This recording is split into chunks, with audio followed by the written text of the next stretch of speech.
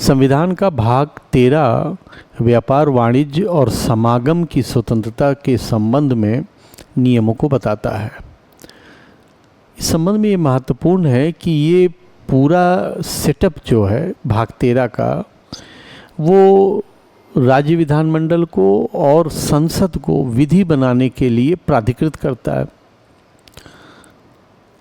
तो इसका सीधा सा मतलब ये हो गया कि पूरे भारतवर्ष में व्यापार, वाणिज्य और समागम ये आबाद होगा, जो अनुच्छेद 301 का बेसिक रूल है, और बाकी के नियमों में उसके अपवाद हैं। जैसे लोकहित में युक्तियुक्त निर्बंधन लगाए जा सकते हैं, ऐसी विधि बनाई जा सकती है जो अधिमान देती हो लेकिन वो अयुक्तियुक्त नहीं होनी चाहिए,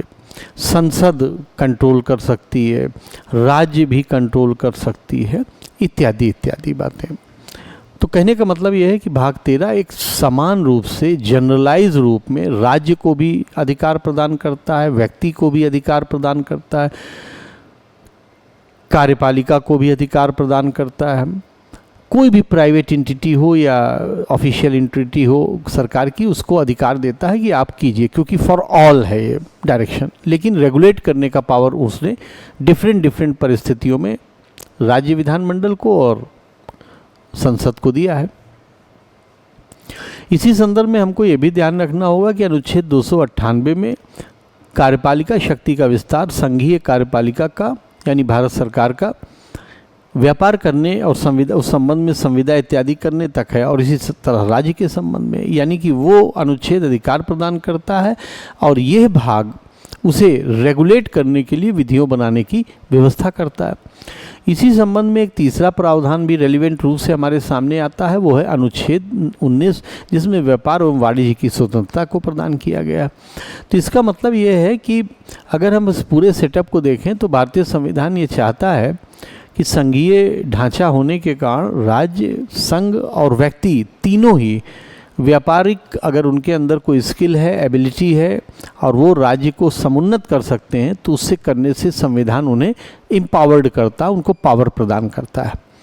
लेकिन इसी संबंध में वो सिर्फ किसी भी इंडिविजुअल को, जो कि नागरिक होगा, ये बात महत्वपूर्ण है कि नागरिकों को व्यापार, वाणिज्य एवं कारोबार की स्वतंत्रता का मूल अधिकार प्रदान किया गया है, और इसे सिर्फ युक्तियुक्त रूप से निर्बंधित किया जा सकता है उस आधार पर जो कि 1906 में दिए गए हैं, जिसमें स्टेट मोनोपोली एट्सेट्रा है।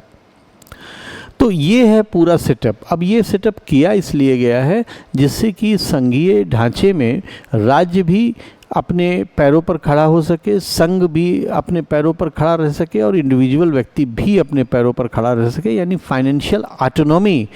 उनको अगर रहेगी तो अपने निर्णय और पॉलिसीज़ में स्वतंत्र रूप से कार्य कर पाएंगे। और यही इन सारे प्रावधानों का मूल दर्शन है।